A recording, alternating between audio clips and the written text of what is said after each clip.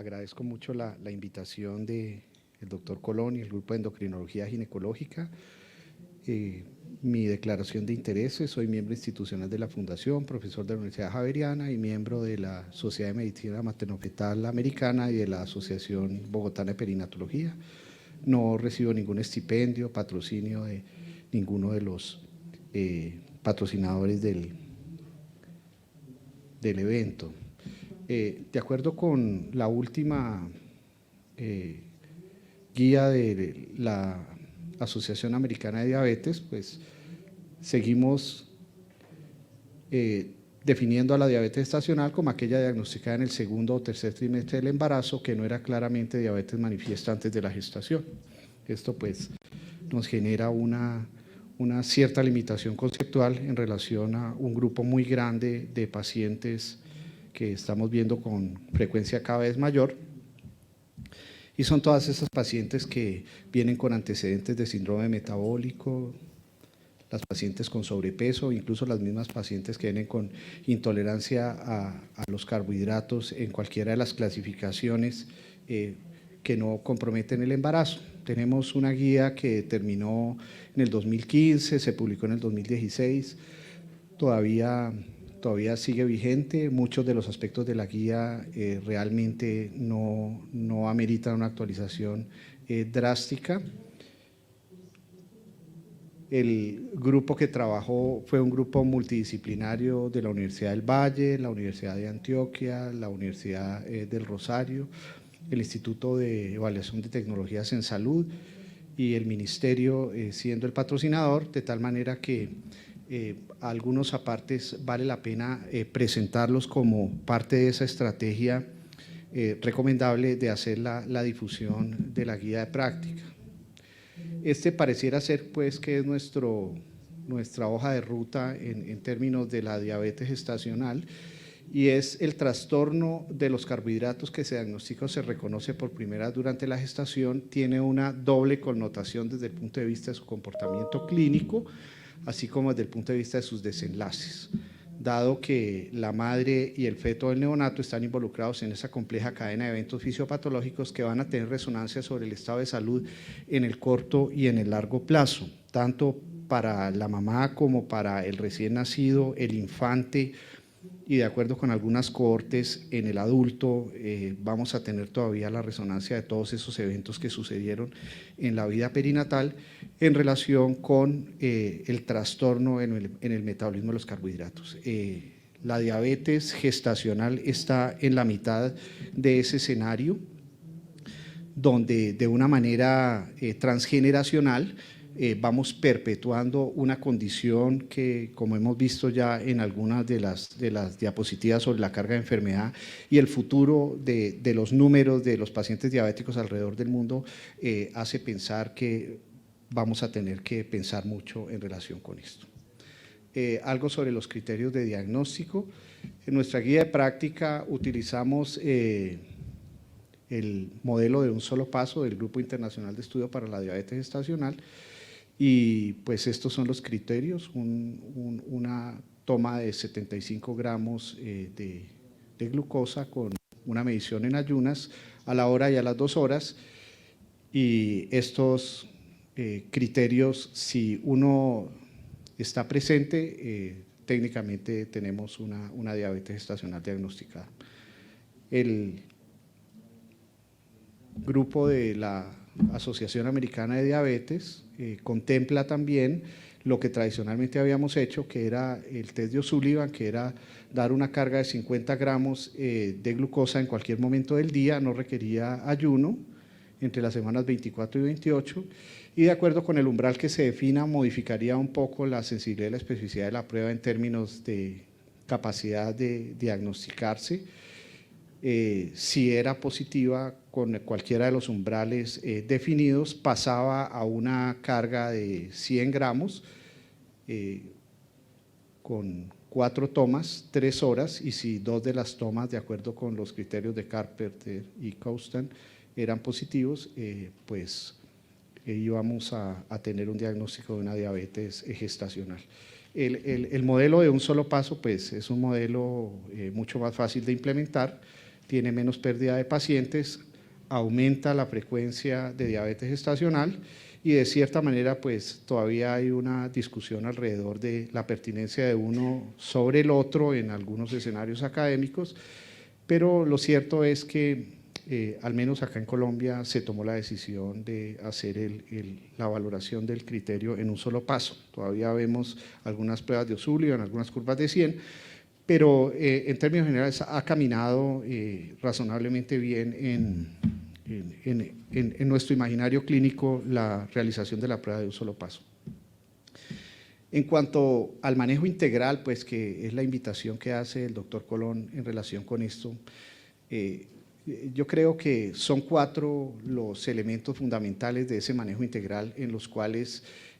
la valoración nutricional, el efecto sobre hábitos saludables que pueda tener el control prenatal, obviamente la utilización de medicamentos y el control glucémico serían pues los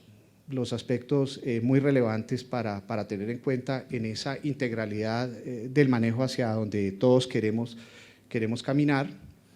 Y me voy a referir puntualmente a el más importante, que es la valoración nutricional y la dieta, dado pues que cuando tenemos una paciente con una diabetes gestacional, más del 80% podría tener un buen control glucémico solamente con estas medidas, y me voy a referir a el más controvertido, que son los hábitos saludables, de los cuales pues encontramos toda una serie de publicaciones y todavía no nos queda muy claro en qué punto está esto. En relación con los medicamentos del control glucémico, pues realmente lo hemos tocado en algunos simposios anteriores, en relación con la seguridad, en relación con la pertinencia, en relación con la sensibilidad y bueno, creo que el tiempo no nos da para más. En la guía de práctica clínica para la detección de las anomalías en el embarazo, el parto del puerperio, y en la guía de práctica clínica para el diagnóstico y tratamiento, seguimiento de la diabetes gestacional, ambas del Ministerio de Protección Social, se recomienda en la primera que toda gestante debe tener una valoración por nutrición clínica al momento del ingreso a su control prenatal, y toda paciente con diabetes mellitus gestacional debe tener una valoración y seguimiento por nutrición clínica igualmente. Y tal vez esa fue la segunda pregunta, después de la pregunta de el diagnóstico, la segunda pregunta de interés para el grupo desarrollador de la guía. Se define entonces el manejo médico nutricional como el plan de comidas con carbohidratos controlados que promueve una nutrición adecuada, con ganancia adecuada de peso, la normoglucemia y la ausencia de cetosis en las pacientes con diabetes gestacional. Y pues el manejo médico-nutricional durante el embarazo debe generar una dieta, primero, individualizada, que permita suplir los requerimientos nutricionales de la madre y del feto, y adicionalmente obtener una adecuada ganancia de peso, un adecuado control metabólico en términos de niveles de glicemia y una disminución de los desenlaces perinatales adversos.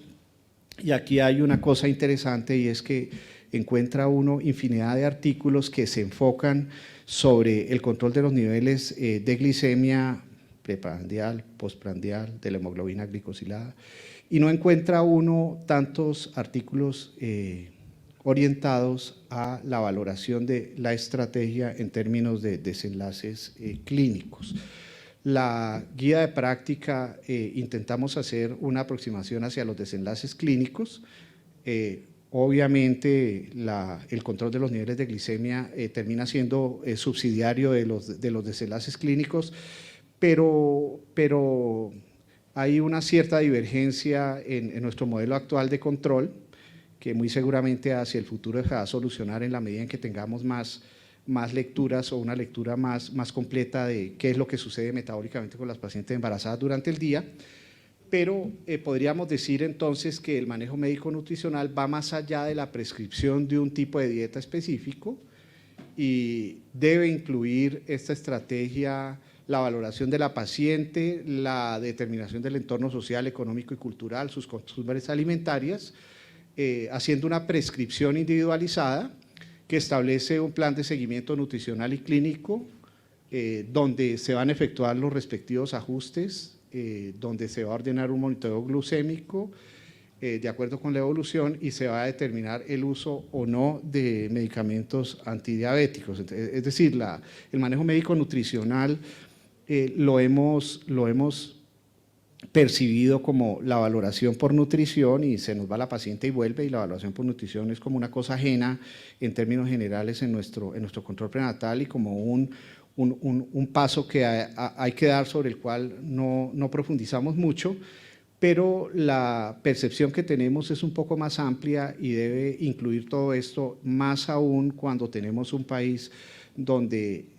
las costumbres nutricionales se modifican drásticamente de una región a otra, de un departamento a otro, de una zona geográfica a otra.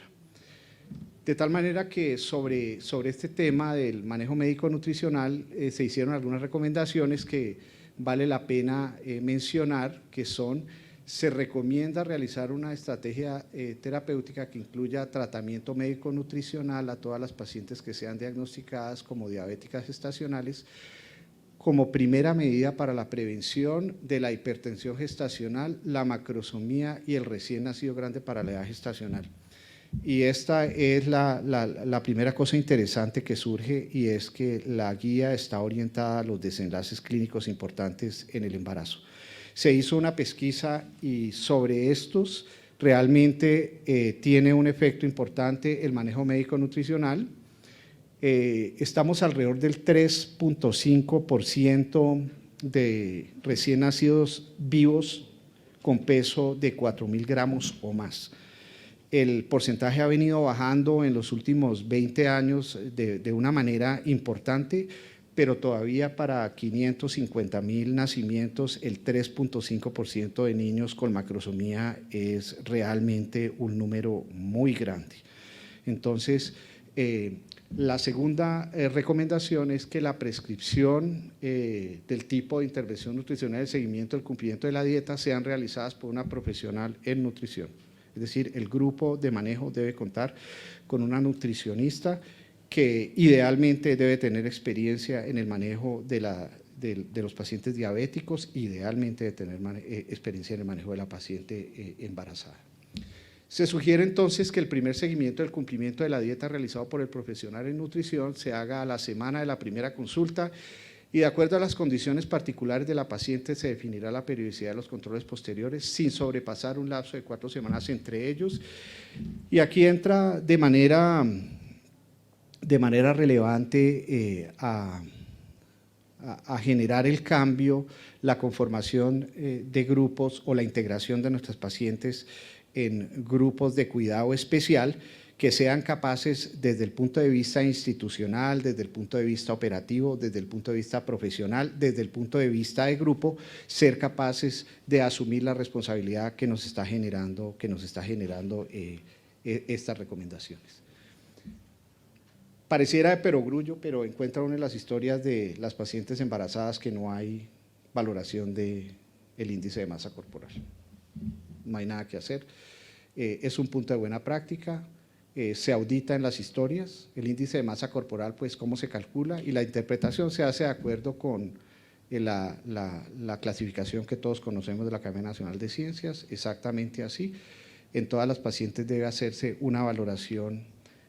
previa y utilizamos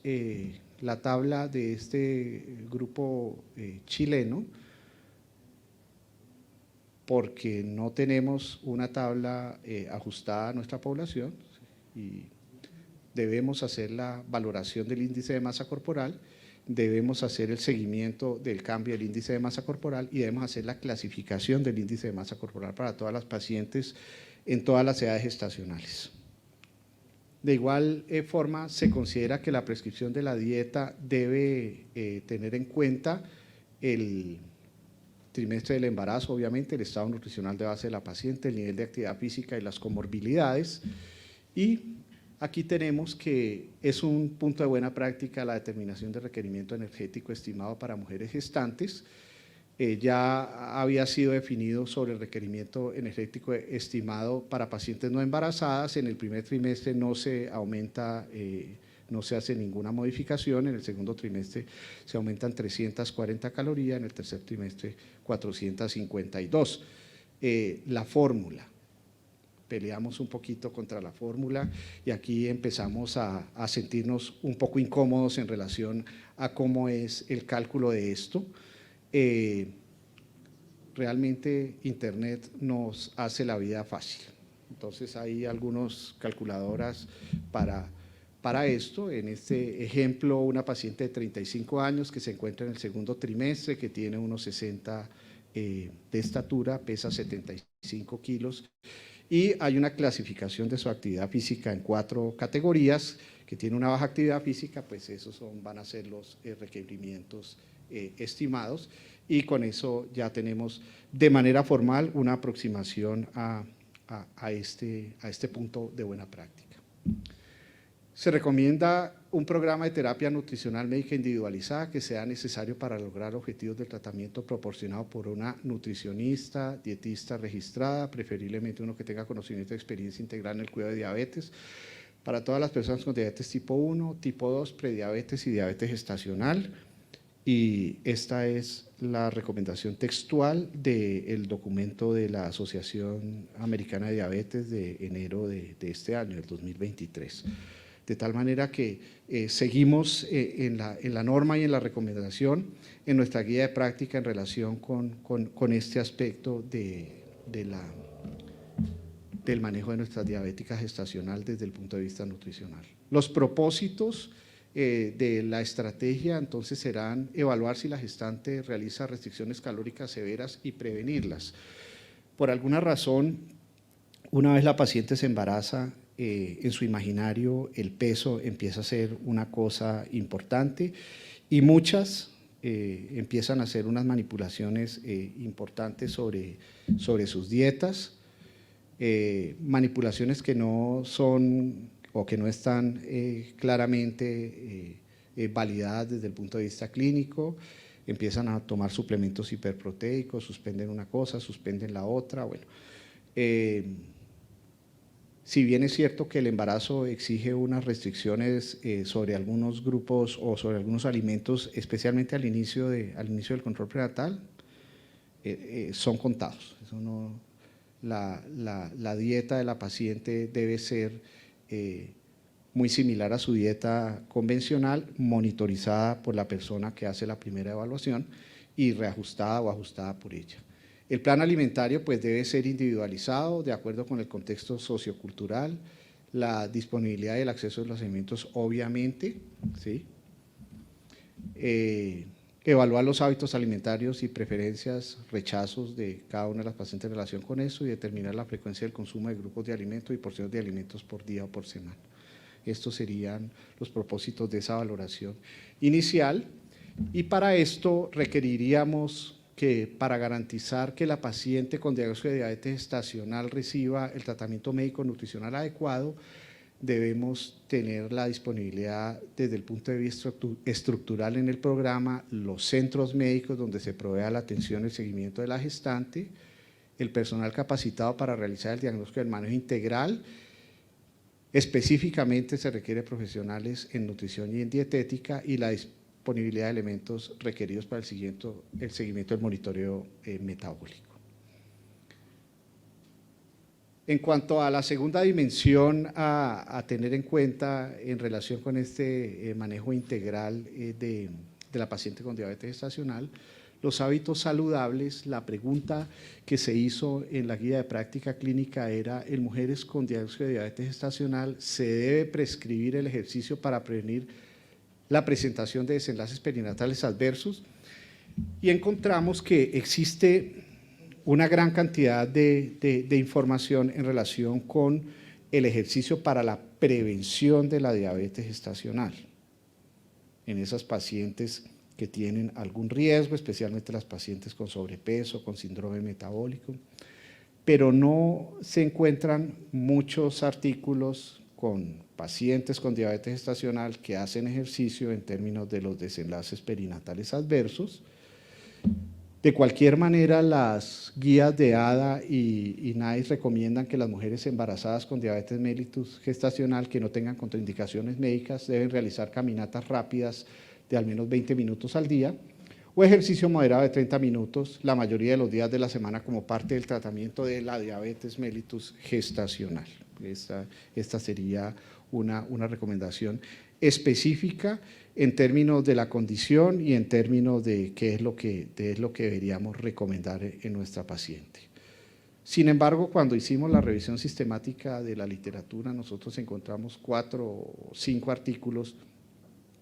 en los cuales el ejercicio en la paciente con diabetes gestacional no tenía mayor efecto sobre el peso mayor de 4.000 gramos, sobre el ACPA bajo, sobre la muerte fetal o sobre el parto prematuro, de tal manera que en nuestra guía la intervención del ejercicio no cumple con criterios para ser incluida como punto de buena práctica clínica y no hay elementos suficientes para formular una recomendación a favor o en contra del ejercicio como una intervención terapéutica para el manejo de la diabetes gestacional. Y de cierta manera esto también pudiera estar poniendo estar mostrando la relevancia que tiene el hecho de que durante el embarazo son realmente muy pocos los estudios clínicos que podemos hacer y menos aún con pacientes que puedan tener alguna condición de base. Los doctores de Ingena ahorita en el 2023 en enero publicaron esta revisión sistemática de la literatura con metaanálisis donde estaban enfocados en el ejercicio e intervenciones sobre calidad de vida y ellos planteaban o buscaron unos artículos o encontraron unos artículos de intervenciones con suplementos nutricionales que están allí mencionados, intervenciones dietéticas y ejercicio, y realmente en estos diagramas sus desenlaces eran la glicemia en ayunas. Vemos pues que todos los grupos están muy pegados sobre la línea de no efecto. Para la glicemia postprandial el comportamiento es muy parecido, tanto para el grupo de dieta como para el grupo de ejercicio. Y para la hemoglobina glicosilada, realmente ellos no encontraron que tuviera un efecto estadísticamente relevante en los grupos que se sometieron a la intervención versus los grupos que no lo hicieron. Cada vez tenemos desde el punto de vista perinatal más interés en definir lo que nosotros denominamos el cuarto trimestre. El cuarto trimestre hace referencia a ese periodo de tiempo que no hemos definido muy claramente, que acontece después del parto, donde una paciente va a arrastrar una serie de comorbilidades que fueron propias del embarazo y la diabetes gestacional claramente es una de ellas. La premisa de la Asociación Americana de Diabetes es que dado que se dispone de intervenciones de prevención eficaces, las personas diagnosticadas con diabetes mellitus gestacional deben recibir pruebas de detección de prediabetes de por vida para permitir intervenciones que reduzcan el riesgo de diabetes tipo 2 y empezar el tratamiento lo más rápidamente posible. Las recomendaciones que dan son realizar las pruebas de detección de prediabetes o diabetes en personas con diabetes mellitus gestacional entre las 4 y 12 semanas posparto. Esto es bien importante y realmente se hace poco. Utilizando una prueba de tolerancia de 75, no con los criterios de embarazo, sino ya con los criterios estandarizados.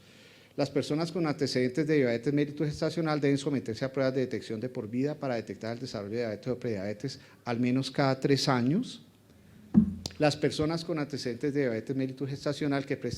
presentan prediabetes deben recibir intervenciones intensivas en el estilo de vida y o inicio de hipoglicemiantes orales, metformina recomiendan ellos, para la prevención de la diabetes.